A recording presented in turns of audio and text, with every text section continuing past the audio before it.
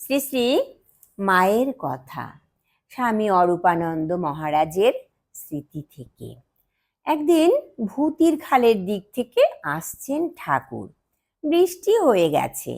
একটি মাগুর মাছ পুকুর থেকে রাস্তায় উঠেছে, ঠাকুরের পায়ে ঠেকেছে।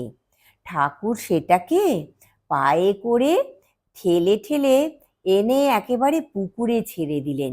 বললেন, পালা পালা, হৃদে দেখতে পেলে এখনই তোকে মেরে ফেলবে।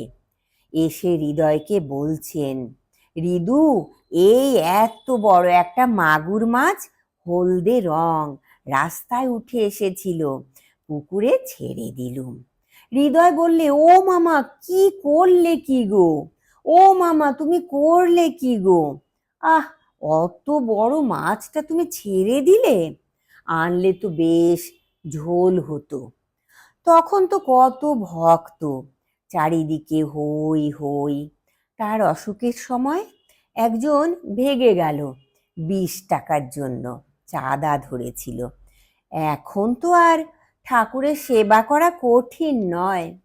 ঠাকুরকে ভোগ দিয়ে নিজেরাই খায়। ঠাকুরকে বসিয়ে রাখো, বসেই আছেন। শুইয়ে রাখো, শুয়েই আছেন। ছবি তো বলরামবাবুকে দেখেছিলেন, মা কালীর পাশে হাত জোড় করে রয়েছেন, মাথায় পাগড়ি। বলরাম সেই বরাবরই হাত জোড় করেছিল, কখনো পায়ে হাত দিয়ে প্রণাম করত না।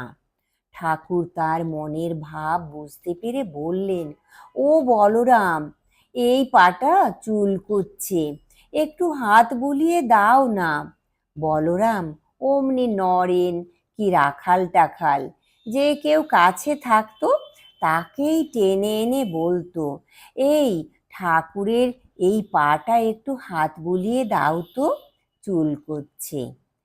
আমি মহারাজকে আমি ঠাকুরের রঙের কথা জিজ্ঞাসা করেছিলাম। তিনি বললেন, এই আমাদের গায়ের রঙের মতোই ছিল। মা, সে তারা যখন দেখেছে তখন তার সে শরীরও ছিল না, সে রঙও ছিল না। এই আমারই দেখো না, এখন কেমন রং হয়েছে, কেমন শরীর হয়েছে। আগে আমার কি এই রকম ছিল? আগে খুব সুন্দর ছিলুম। আমি প্রথমে বেশি মোটা ছিলুম না, শেষে ঠাকুরের শরীরে ত্যাগের পর মোটা হয়ে গিয়েছিলুম।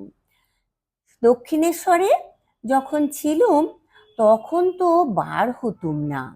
খাজানজি বলতেন, তিনি আছেন শুনেছি, কিন্তু কখনো দেখতে পাইনি।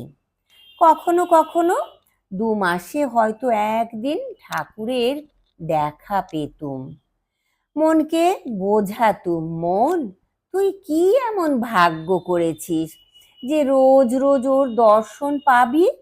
দাঁড়িয়ে দাঁড়িয়ে দরমার বেড়ার ফাঁক দিয়ে কীর্তনের আখর শুনতুম। পায়ে পায়ে বাদ ধরে গেল।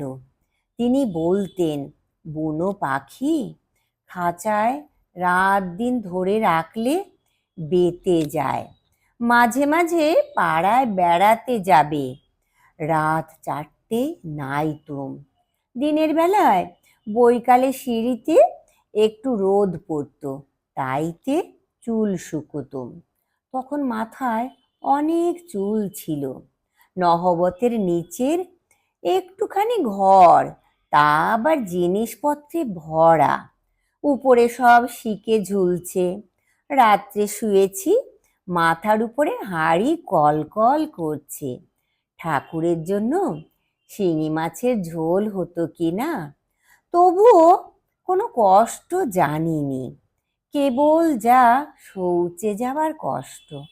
দিনের বেলায় দরকার হলে রাত্রে যেতে পারতুম, গঙ্গার ধারে অন্ধকারে কেবল বলতুম, হরি হরি, একবার শৌচে যেতে পারতুম। মা আসলে একটু পেটরোগা ছিলেন। তখন কত কীর্তন হতো, কত ভাব হতো। এই যে গৌরদাসী, এরই বা কি কম ভাব হতো? কেবল নিত্যগোপাল নিত্যগোপাল করত। নিত্য কোথায়, নিত্য কোথায়? আমি বলতুম, কে জানে তোর নিত্য কোথায়? দেখগে, গঙ্গার ধারে টারে ভাব হয়ে রয়েছে। জয় ঠাকুর, জয় মা, প্রণাম মা গো।